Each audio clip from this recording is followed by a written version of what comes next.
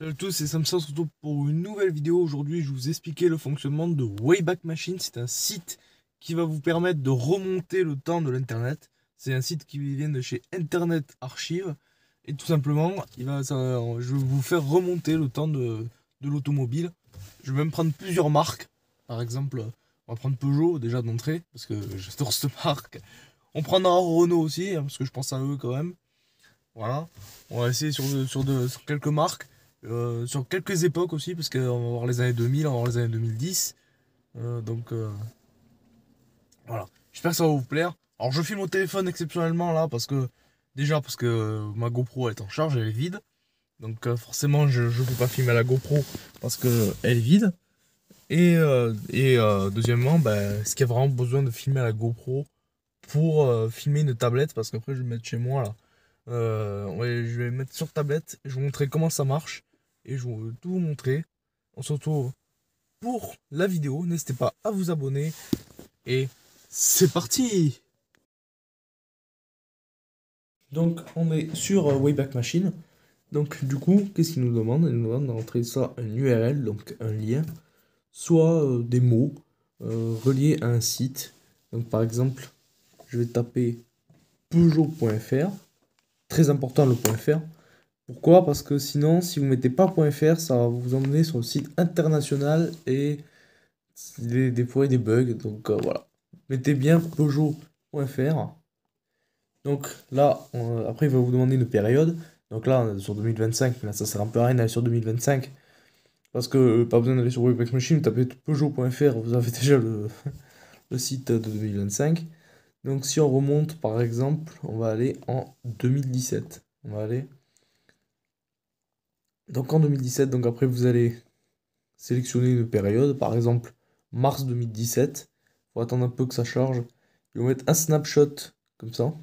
Après, il va y avoir des chiffres un peu bizarres. Ça, vous vous en fichez, vous appuyez dessus, ça va charger. Des fois, il faut que ça prenne un peu le temps. Voilà, vous avez un peu des chiffres comme ça qui s'affichent. Mais voilà, on va. Des fois, ça peut prendre un peu le temps. Donc là, ça charge, hein, c'est pas une erreur. Ça charge, ça charge. Des fois, vous avez quelques changements comme ça. Si vous voyez ça, ne vous inquiétez pas, c'est pas des messages d'erreur. Regardez, ça charge.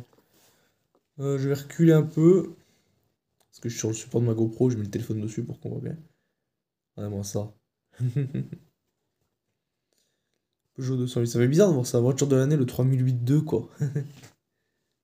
On y était dans le 3008-2, hein, c'est là où on a fait l'intro. Hein. Donc, était voiture de l'année 2017. Le mien est de 2016, donc j'ai pas les inscriptions voiture de l'année. Parce qu'il est de 2016. Donc, moi, déjà, voilà, on va y aller. Hein. Peugeot 3008. Donc, ça y est, j'y suis. Ça a pris un petit peu de temps. Ça a un peu bugué, mais j'y suis. Donc, voiture de l'année, à partir de 25 900 euros. 25 900 euros. Aujourd'hui, c'est 38 000 un 3008 maintenant. Je vais vous expliquer pourquoi. Donc, après, vous avez toutes les infos techniques, etc. Prix, finition. Moi, ce qui m'intéresse là-dedans, c'est le configurateur. Alors, selon les années, il va pas toujours marcher le configurateur. Selon les années, il va pas toujours marcher. Mais voilà, selon là où vous allez remonter. Mais c'est vrai que c'est vrai que le configurateur, il marche que pour la version Access. Il marche pas pour les autres finitions. Lorsque vous allez, ça va bugger. Donc, des fois, ça bug un peu. Après, c'est des vieux sites. Ouais, bon, ça. Bon, il est marqué 308, hein, c'est un bug, hein, parce que c'est des archives. Et des fois, il peut y avoir des bugs un peu comme ça. Marqué 308 avec un zéro un peu bizarre, là, même pas dans la même police que le reste. C'est bien 3008, hein. Voilà. À partir de donc là, 25 900 euros. 1 litre 2, alors c'est le PureTech, c'était à l'époque. Aujourd'hui, maintenant, c'est le Turbo. Donc voilà. À partir de 25 000, l'Access. L'Access, c'est la finition, il n'y a rien dedans. Genre, il n'y a rien. Voilà, je vais vous montrer. On n'a ni capteur, ni caméra de recul, on n'a rien dessus. C'était vraiment l'entrée de gamme, mais quand je dis l'entrée de gamme, cette finition-là n'existe plus Access. Et franchement, j'ai envie de dire heureusement parce qu'on va aller à l'intérieur. Vraiment, ça, il n'y a pas d'écran. Moi, j'ai l'écran dans le mien parce que moi, c'est un Allure. Donc, boîte méca, exactement la même. Boîte 6. Pour les versions diesel, il y avait la boîte 5 aussi à l'époque. Ça, c'était insolent, ça. 3008, boîte 5. Alors, des fois, il y a des photos qui vont peut-être avoir un peu du mal. Voilà. Les sièges. C'est un siège collectif, siège tissu, comme ça. Moi, j'ai un siège allure avec tissu et TEP. Bon, donc, c'est un peu plus haut de gamme. C'est la finition milieu de gamme de l'époque. Et en plus, j'ai remarqué, j'ai vu qu'il y avait l'accoudoir au milieu, là. Un petit accoudoir, moi, je l'ai aussi sur le mien. Et ça y est plus, ça, sur les 3008 allure, en tout cas, ça y est plus. Sur les GT, ça y est, mais plus sur les allures. Lorsque vous allez dans motorisation, Lorsque vous allez dans motorisation, vous avez le 1 litre de PureTech de l'époque, 130 chevaux, avec une boîte mécanique, et 1,6 litre Blue HDI, 100 chevaux, boîte 5. Je pense que c'est un peu chaud quand même à l'époque de vendre un 3008 boîte 5 à 27 000 euros. C'est plus cher que le 130 en plus. Il fait 30 chevaux de moins. Je pense que la meilleure version sur cette version-là, c'était sur l'Access en tout cas, c'était le 130 chevaux PureTech. Parce que Parce que voilà, il y a 30 chevaux de plus, il y a la boîte 6, vous allez beaucoup moins consommer. C'est un 3 cylindres, donc forcément, voilà. Alors que là, les 6 biologie, c'est un 4 cylindres, donc vous allez consommer un petit peu plus. Moi, j'ai pas ce moteur-là, j'ai le 120. Moi, j'ai sur 30 minutes le 120 chevaux, avec la boîte 6, du coup.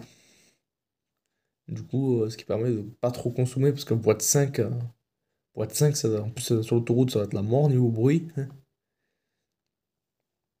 Franchement, c'est une voiture qui est plutôt. Franchement, c'est fou de se dire que ça existait. Il y a eu un 3008 avec rien dedans, ça a existé.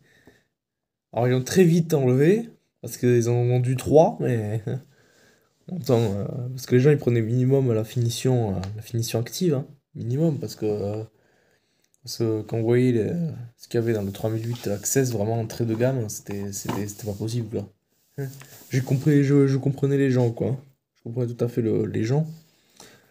Mais voilà. Sinon, il y a 800 millions de finitions. Je vais revenir en arrière, on va reconfigurer tout ça. Donc, finition Access active. Ça, c'est la finition que les gens beaucoup prenaient. Parce qu'il y avait l'écran tactile déjà, il y avait déjà quelques aides à la conduite, de franchissement de ligne. Ça, il n'y a pas vraiment le maintien de ligne et tout, comme j'ai sur le mien. Mais voilà. Moi, j'ai celui-là, Allure. Bon, pas dans cette configuration-là. Et en plus, j'ai pas les mêmes jantes en plus, mais voilà, à partir de 30 750 euros, aujourd'hui c'est 39 000 euros pour une finition allure aujourd'hui, bon, un 3008. Il n'y a plus de finition active maintenant en plus. Juste au-dessus, il y avait le Crossway, alors il n'y a pas la photo, mais c'est globalement le même, hein. Juste un toit machin, avec un toit Black Diamond, et avec ce qui est le grip control, etc. C'est vraiment la version faire du tout-terrain. Après, la finition GT Line, c'était entre le haut de gamme et le milieu de gamme, c'était la finition un peu intermédiaire. Enfin, plus haut de gamme que. Voilà. À partir de 32 000 euros. Et le GT à partir de 42 000 euros. C'est fou quand même, hein. Je savais pas qu'il y avait une telle différence entre le GT Line et le GT niveau prix. Ce 42 000 euros, c'est le prix de l'actuel chez 3008 et GT, il coûte à peu près ce prix. Donc 43, il coûte pour le nouveau. Donc franchement, il a pas beaucoup augmenté le 3008 GT hein, de l'époque. Entre celui-là et le nouveau. Après, il y a Active Business. Après, c'est les versions spéciales entreprise. Et Allure Business. Allure Business avec les phares LED et tout. C'est en gros une sorte de version GT Line sans les logos en fait. Allure Business, si vous voulez savoir. Donc voilà, écran 8 pouces. Je crois que c'était 7 pouces le mien en plus. Parce qu'il y avait 7 pouces, non, c'est un 8 pouces en fait. Donc voilà, après, vous voulez vous connaître sur un autre modèle? Bon, on va aller sur un autre modèle, si vous voulez. Alors des fois, ça prend un peu de temps. On va aller sur une voiture classique, la Peugeot, vraiment la Peugeot que les gens achètent, la 208 du coup. La 208, voiture classique de Monsieur Tout le Monde, aujourd'hui qui coûte à partir de 23 000 euros. Là, on a 13 300 euros, c'est-à-dire que la voiture, elle coûte presque deux fois plus cher aujourd'hui. Bon, voilà, deux fois plus d'équipement et deux fois plus qualitative aussi. Il y a ça aussi qui joue, mais c'est quand même dingue, quoi. En plus, il y avait des sportives aussi à l'époque. Il y avait la version GTI aussi. C'était un truc de fou, celle-là. 208 Access. Donc, ouais, c'était la finition de l'époque. Toutes les Peugeot, il y avait la finition Access. À deux dedans. Voilà. Il n'y a même pas la radio, s'il vous plaît. Il n'y a même pas le poste. Il y a même pas le poste radio, quoi. Hmm. C'est un truc de fou, quoi. Ce Peugeot, là, il y avait rien dans les Peugeot de l'époque. 68 chevaux, quoi. Ouais, mais le volant sans rien. C'est fou, il n'y même pas de radio, quoi. J'ai une Peugeot pour acheter une Peugeot sans radio, en fait, à l'époque. Hmm.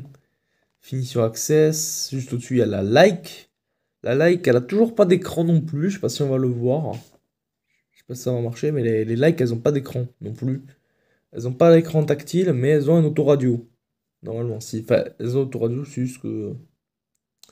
Je pensais que c'était elle, l'entrée de gamme. La moins chère, je pensais que c'était la Like.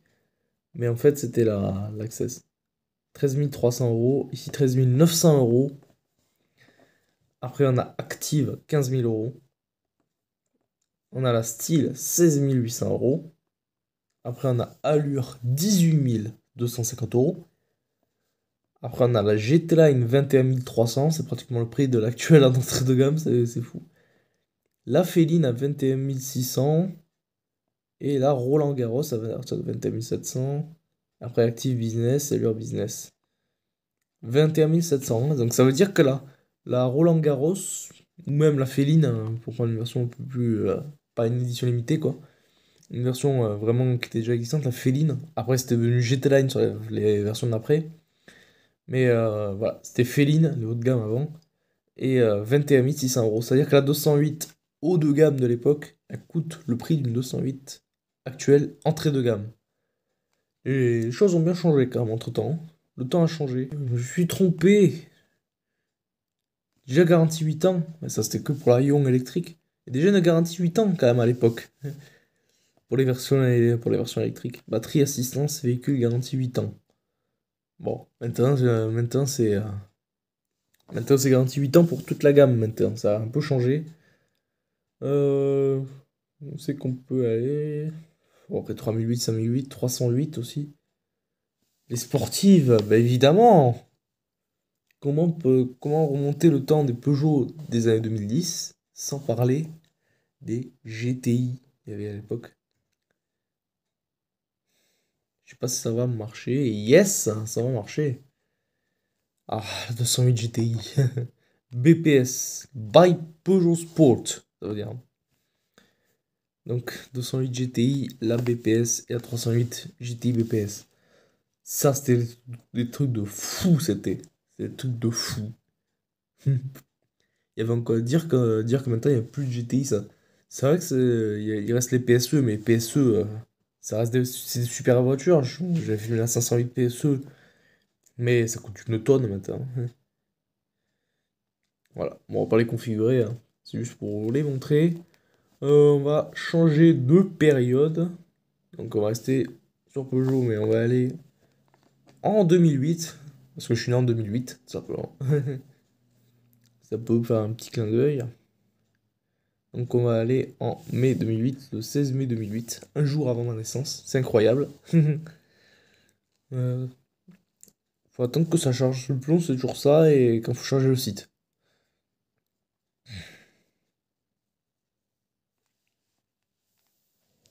Bon, après, vous connaissez un peu le fonctionnement du site après, donc ça fonctionne toujours pareil. C'est toujours pas une erreur, c'est juste que le site va charger, voilà. C'est juste que le site se charge, donc ça met ça, mais c'est pas un message d'erreur ou quoi. Voilà. Bon, des fois, ils vont mettre quelques trucs d'erreur. Je ne souhaite pas participer à satisfaction Peugeot. Ouais, marqué survenu, mais ça, c'est. Vous allez directement dans véhicule. Des fois, il faut zoomer un peu, parce que sinon, c'est trop petit. Choisir et configurer. Normalement, ça devrait charger. Allez, hop. Le système va redémarrer. Me rappeler plus tard. Non, parce qu'il allait faire une mise à jour là maintenant, j'avais pas envie. Euh, Fourchette de prix, non, je veux pas. Je veux la gamme. Je veux la gamme de l'époque. Toute la gamme.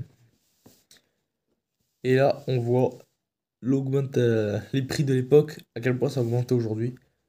Bon, déjà, il y avait la 107, hein. Il y avait, aujourd'hui, il n'y a plus la série des 100 chez Peugeot. 107, il y avait marqué 3 portes et 5 portes. Moi, je dis 2 portes et 4 portes. Parce que je compte pas le coffre. Parce que on monte pas dans une voiture par le coffre. Logique, voilà.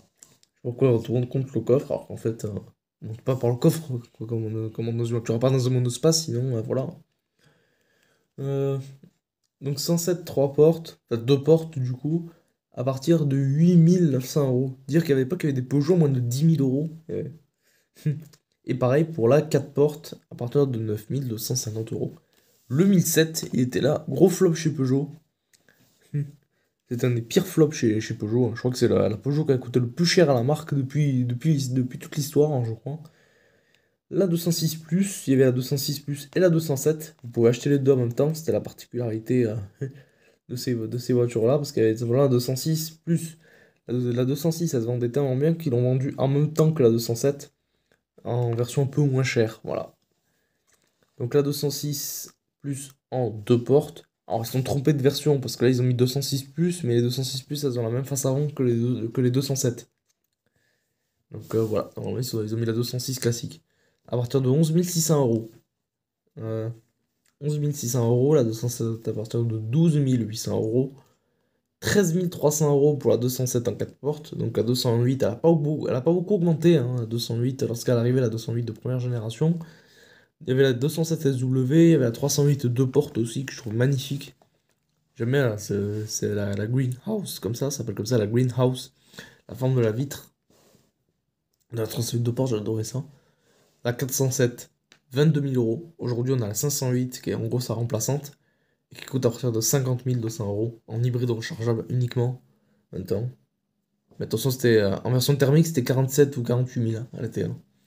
Donc là, elle a fait un x2, hein. Elle a fait quand même, hein, un petit x2 en 15 ans, hein. Enfin, en 17 ans, exactement. 607, 34 400 euros. C'était pas si. Enfin, c'était cher quand même à l'époque, mais quand on regarde aujourd'hui, c'est pas énorme, quoi. Quand on voit ce qu'on a aujourd'hui, 307 SW. C'était la seule. D'ailleurs, la 307, elle était qu'en SW, et pas la 307 classique. 307, elle était que en SW, à partir de 20 400 euros.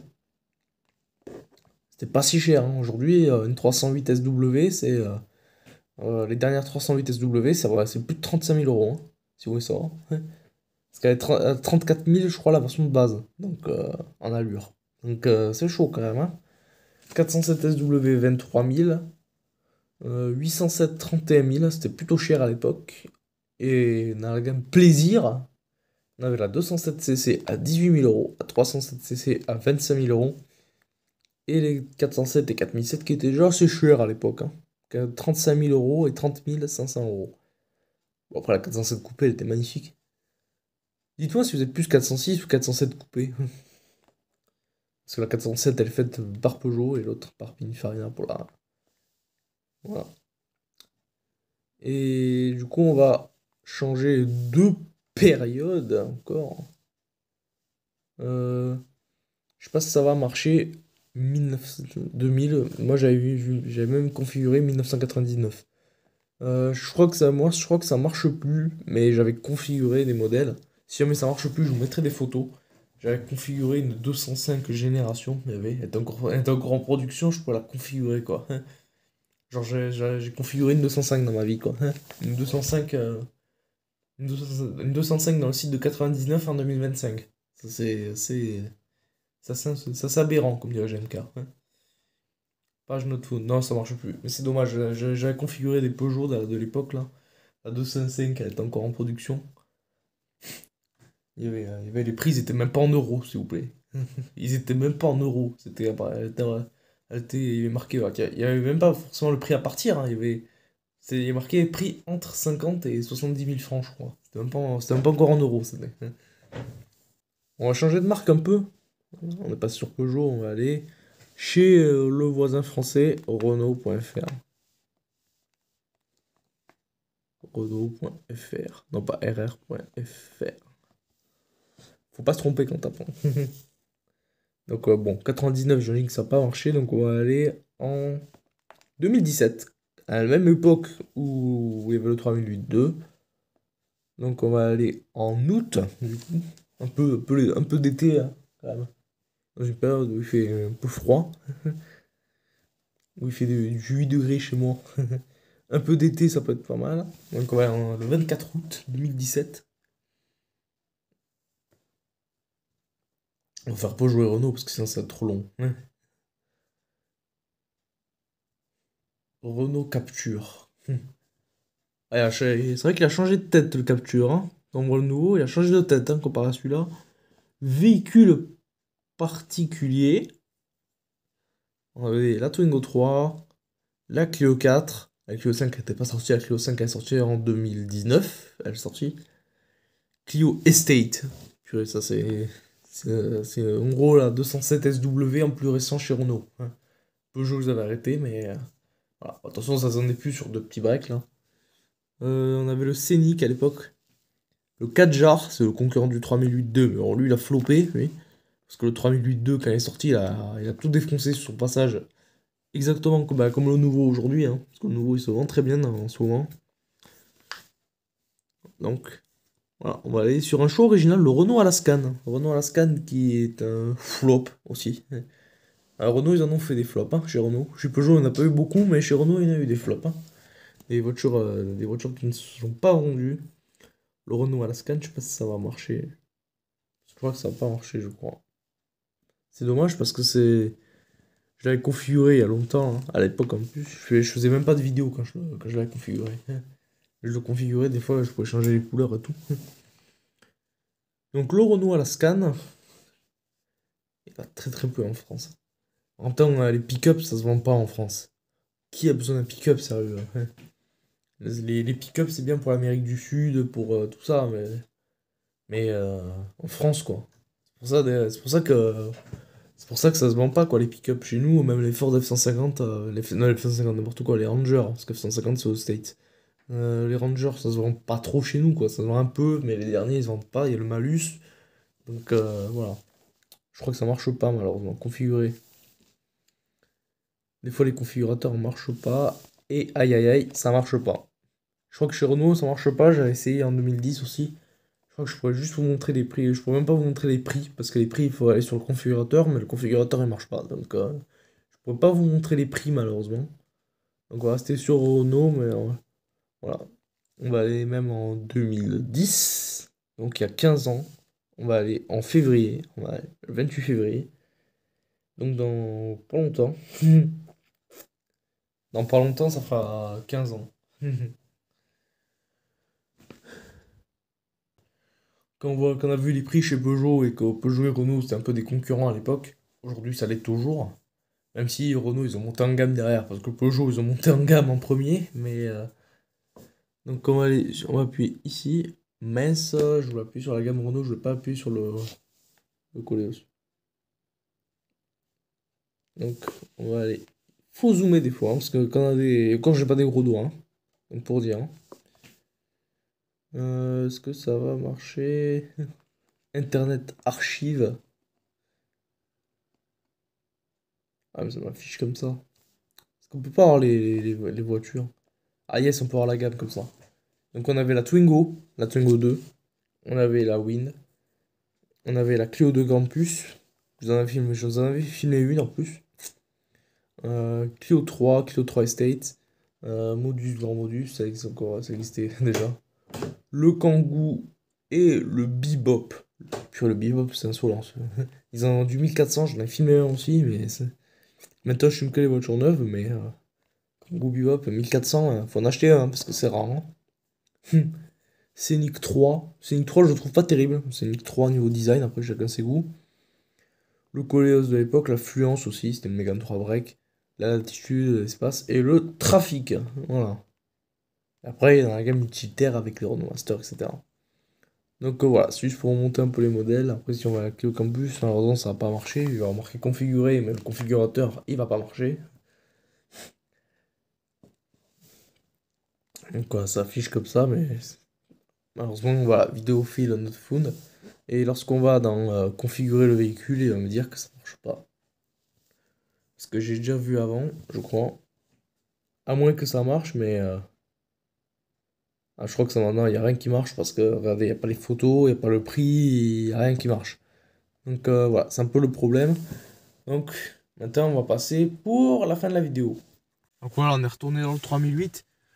J'espère que cette vidéo vous aura plu. J'espère que vous passerez bien votre temps à vous amuser sur Wayback Machine, à taper, à chercher tous les modèles, à configurer toutes les marques des années, toutes les voitures. Voilà. Franchement, si vous voulez remonter le temps, franchement, c'est un super site.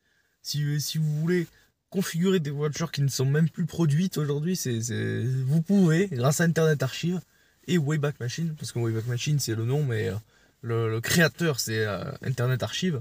Ça s'appelle comme ça, hein. Tout simple, simple, efficace. Et voilà. J'espère que cette vidéo vous aura plu. N'hésitez pas à vous abonner à la chaîne, pouce bleu, cloche des notifs. On se retrouve pour une prochaine vidéo. Et au revoir.